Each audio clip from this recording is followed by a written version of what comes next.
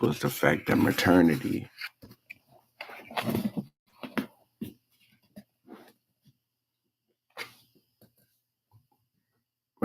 led to labor. It was in the fusion of maternity and labor that the first human social system was founded. It was women who became the chief producers, the workers and farmers, the leaders in scientific, intellectual, and cultural life. In the language of primitive people, the term mother is identical with producer, procreatics. It was a society where power was linked with real love. Among the earliest examples of Stone Age peoples found living today, such as Kalahari Bushmen and the Ubuntu Pygmies of Africa, the same linkage occurs. Female authority is valued, and both sexes are mothers to the young. Contrary to the bloody tooth and claw theories of popular aggression oriented anthropologists, evidence shows that the farther back we go in human history, the gentler our species was. This is because the early matrifocal groups were concentrated on maintaining rather than exploiting life. Evelyn Reed shows that during the food gathering epoch, stretching over hundreds of thousands of years, the human group's main nourishment was supplied by the women collectors who dug the earth for edible roots, plants, and grubs, collected fruits and nuts, and hunted such small animals as lizards and hares. Large game hunting kept the men away for long periods of time and didn't always bring in enough meat. Among hunting and gathering people today, the women's food collecting activities provide 75% to 85% of their group's daily nourishment. Over these thousands of years of food gathering, women's keen knowledge of herbs and plant properties was developed through trial and error, testing, and practical experience into the arts of medicinal healing. Ultimately, women's food collecting developed into agriculture as women observed the relation between scattered seeds and plant growth. This female invention, based on generations of experimentation with seed cultivation, cutting and grafting, and grain storage, brought about the vast Neolithic revolution circa 10,000 BC. The women's digging sticks were humanity's first tools, and women's work the prototype for all the industry that followed. Much of the small game that women hunted and snared was brought back alive to the camp. Sometimes the young of animals killed by the male hunters was captured and brought back alive too. These animals were often kept as pets and provided the first experiment in animal training and domestication, which finally led to stock breeding. Motherless animals, young often suckled on the women's breast, as captured bear cubs do today among the Ainu of Japan. So even the domestication of animals had its roots in women's maternity. Later, cattle breeding became an extremely male-oriented activity, like so many others, but originally it was women's. Among the ancient Arab women, not only made and owned the family tents, they also owned the herds. World myths, folk tradition, and anthropological studies agree that women first discovered how to use and produce fire. In a survey of 224 modern tribal societies, it was found that fires were made and tended always or usually by women in 84 societies.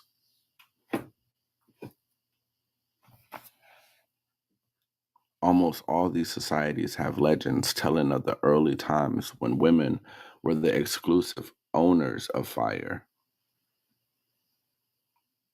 Ritual maintenance of fire remained entrusted to women down through historic times, such as the Vestal Virgins of ancient Rome or the Irish nuns of St. Bridget, or from the originally Celtic goddess Bridget or Bride, who tended a perpetual fire at Kildare until the suppression of the monasteries under Henry. Fire is sacred to the Moon Mother. Cooking, boiling, roasting, baking, steaming was only one of the techniques women acquired from their mastery of directed heat. Fire was the tool of tools. Through its use, foods could be dried and conserved for future use, and some poisonous plants and fruits made edible. It was women who developed all the early associated industries of cooking and ceramics, in which fire was the critical tool. Women built the first granaries and storehouses for provisions. Some of these were sunk into the earth, while on marshy ground they were upraised on stilts. Women domesticated the cat to protect these granaries from rodents. Cats, since immemorial time, have had a special relationship with women. Among European witches, cats acted as familiars and were believed to have telepathic powers, which is why special bonfires were erected during the Inquisition to burn all the cats in town, along with the women.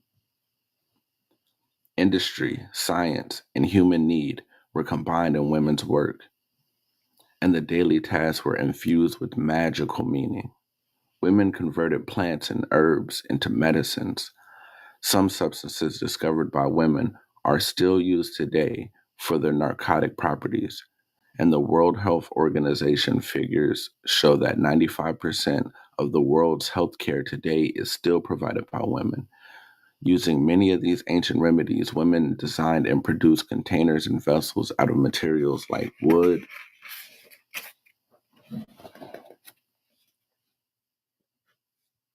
peace, everybody, peace, bark, fibers, and leather.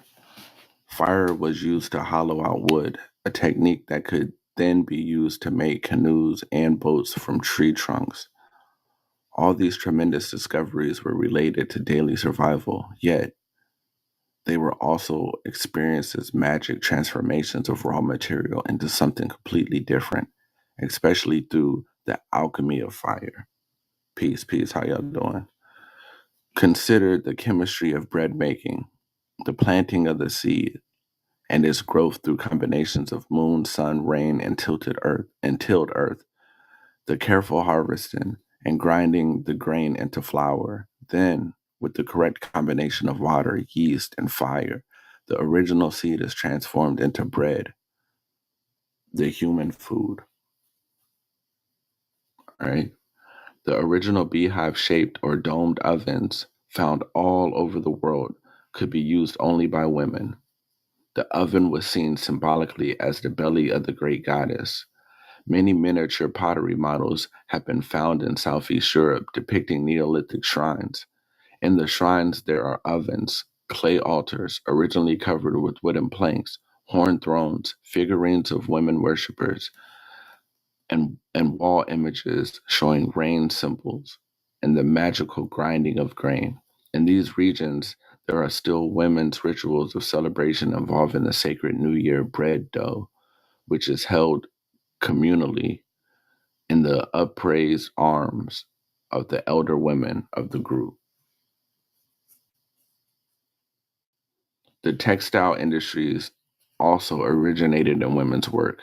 Women developed cordage techniques, the weaving of bark and grass fibers into baskets and textiles. Women were the leather makers, tanning and working the skins, softening the skins by chewing them, as the polar Eskimos still do. The skin scraper, along with the digging sticks, was a woman's tool for everywhere, and is so still among the Eskimo people. The cured leather was then made into tents, clothes, excuse me, clothes, boots, straps, and cords. These were brightly ornamented with vegetable and mineral dyes, another complex chemical process invented by women. Women were everywhere, the first potters. In World of the Maya, archaeologist Victor W. Von Hagen writes, poetry was woman. All we see of the remains of the Maya ceramic art was done by women. It is a fact that should be stressed.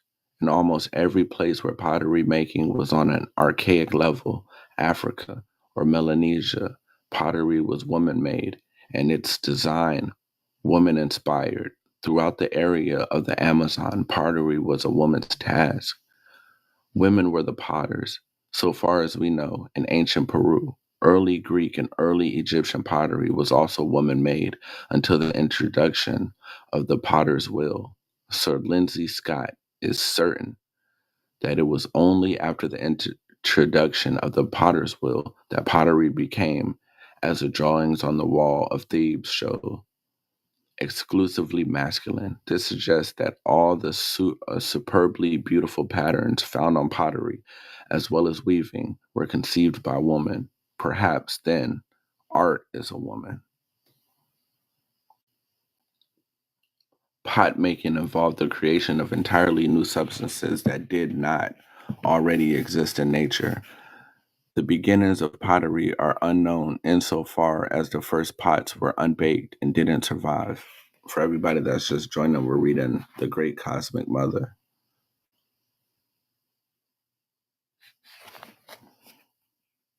But the earliest fired ceramics found so far, including fine burnished and painted wares, date from the late 17th millennium BC. These already reveal a mastery of ceramic technology, mixing special kinds of earth with water in exactly the right proportion, molding a piece of clay into a shape, then heating it over 600 degrees Celsius in ovens or kilns built by the women. The change must have seemed a magic transmutation from dust or mud into a substance almost as hard and durable as stone, and a substance made with water that could hold water. Women decorated their pots, the coloring changing with the firing process. Art developed out of the potter's craft, and out of the pottery decoration developed, there is little doubt, the written language. Some pots were used for daily life, others for ritual purposes. Sacred pots were painted with mystic symbols that became standardized over millennia, and these acted as a kind of shorthand language, understood by all.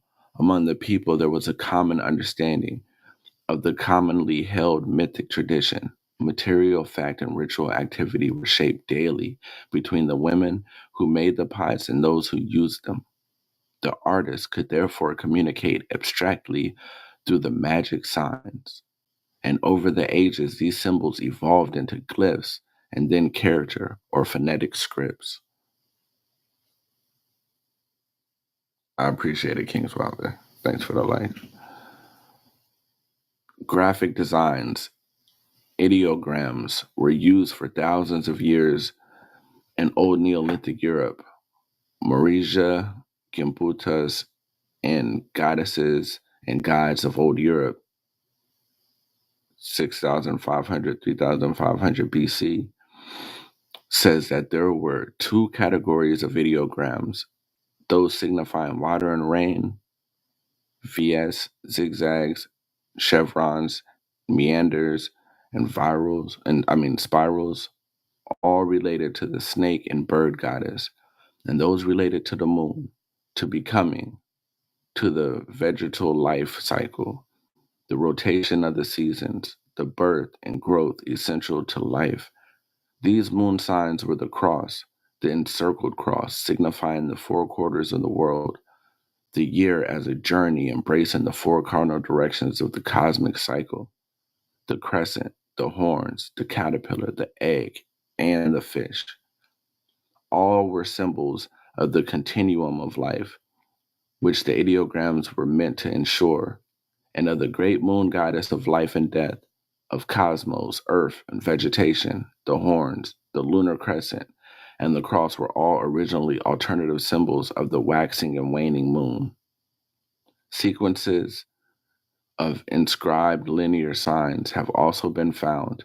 These are a form of very ancient and until recently unknown Neolithic Chal- Chalcolithic script dating from circa 5000 BC, which is 2000 years before the development of Sumerian literate civilization. According to male historical tradition, the earliest examples of written language were found at the temple of the Queen of Heaven in Erech, which was the sacred city of the Sumerian goddess.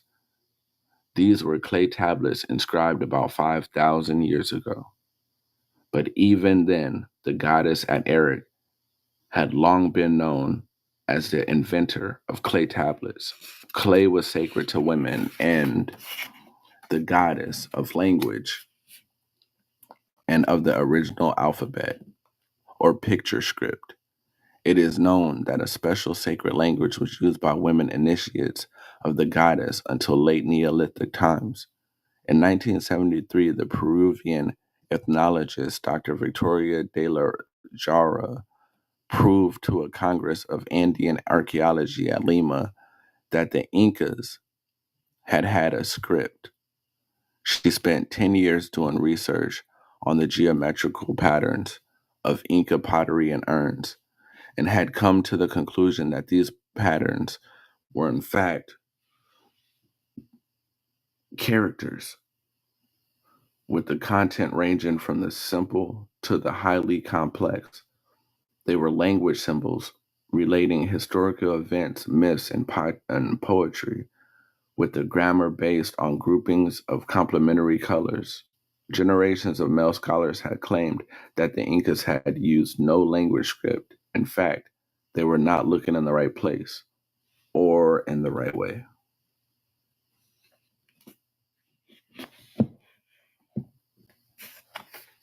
All right, y'all. I'm going to get off of here. I just wanted to read a chapter. I'm probably going to use some of the stuff I used in that chapter to make a video and prepare, for the live that I'm going to be doing tomorrow.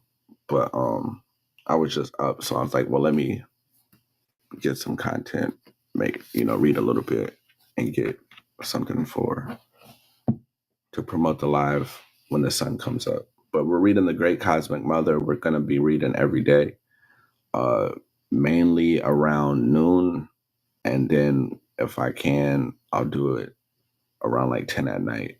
I was supposed to do it 10 tonight, but I gave my children a bath, read them a bedtime story, and got tired myself. So I fell asleep. I fell asleep around like 9:30. I was supposed to go live at 10. I woke up at like 1 o'clock and I was like, damn. It'd be like that sometimes. You know what I'm saying? But when they're asleep, you try to sleep. You know what I mean? Because they be wearing you out. All right, peace and abundance. I hope y'all follow me. If y'all want to continue reading The Great Cosmic Mother with me, follow me. And, you know, we can make it happen. I'll be live today. I'm probably going to go live today a little earlier because my children got doctor's appointments. So I'm probably going to go live around, let's say, 9 or 10. Always king. Around 9 or 10, it's just going to be me and my youngest son. He'll be chilling. So keep your eyes open.